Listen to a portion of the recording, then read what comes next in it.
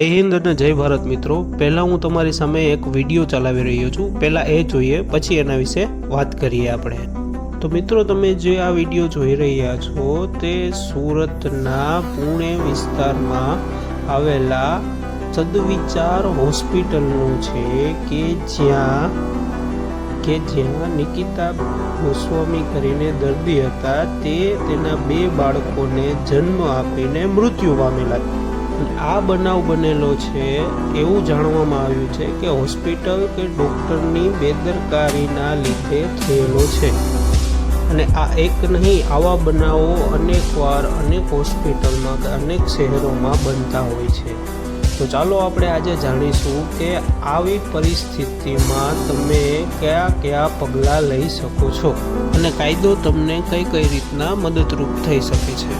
સૌથી પહેલાં તો તમારે પોલીસને ફોન કરીને આ જે બનાવ બન્યો છે તે અંગે જાણ કરવાની છે અને ફરિયાદ દાખલ કરવા માટે કહેવાનું છે, અથવા તો તમે જીએમસી એટલે કે ગુજરાત મેડિકલ કાઉન્સિલ અથવા તો એનએમસી નેશનલ મેડિકલ કમિશનમાં પણ ફરિયાદ કરાવી શકો છો।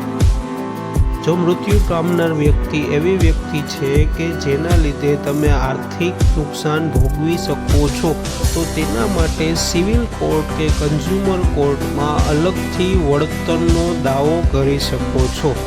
વધારામાં તમે મેડિકલ કોમ્પન્સેશન ક્લેમ પણ કરી શકો છો। આટલું કર્યા બાદ સારવાર દરમિયાન તૈયાર કરવામાં આવેલી ફાઇલો, રિપોર્ટ્સ કે અન્ય કોઈ બિલ્સ છે તેમની નકલ પોલીસ સ્ટેશને આપવાની રહેશે। ત્યારબાદ મેડિકલ બોર્ડ દ્વારા તપાસ હાથ ધરવામાં આવશે કે ખરેખર આ બનાવ હોસ્પિટલ કે ડૉક્ટરની બેદરકારીથી થયો છે કે નહીં। જો આ તપાસ દરમિયાન ખોટા રેકોર્ડો, ફાઇલો ગૂંચવણ ભરી કે ખોટી દવા, ખોટી સર્જરી હશે તો તે તમારા માટે મજબૂત પુરાવો સાબિત થશે। ઘણીવાર પોલીસ સ્ટેશને એફઆઈઆર ન લેતા હોય તો તમે ડીએસપી, એસપી કે સીપીને લેખિતમાં કે ઈમેલ દ્વારા ફરિયાદ કરી શકો છો।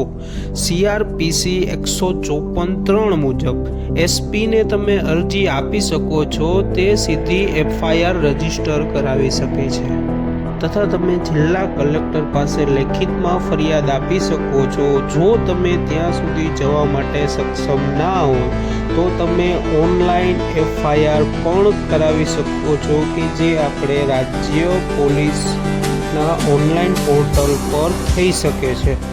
જો આટલું કર્યા બાદ પણ પોલીસ સ્ટેશન ફરિયાદ લેતી નથી તો તમે સીધા JMFC court, judicial magistrate first class કોર્ટમાં CRPC 156(3) મુજબ અરજી કરી શકો છો, જેના લીધે કોર્ટ પોલીસને આદેશ આપશે એફઆઈઆર દાખલ કરવાનો અને સીધી તપાસ શરૂ કરવાનો આદેશ આપશે, જે તમારા માટે ખૂબ જ અગત્યનું પગલું સાબિત થઈ શકશે।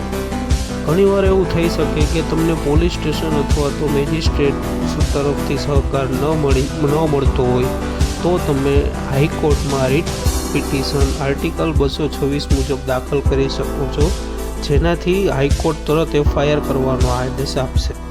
જો આ વિડીયો તમને મહત્વપૂર્ણ લાગ્યો હોય તો અમારા આઈડીને ફોલો કરજો, ચેનલને સબસ્ક્રાઈબ કરજો, પેજને લાઈક કરજો, કમેન્ટ કરજો અને શેર કરવાનું ભૂલતા નહીં।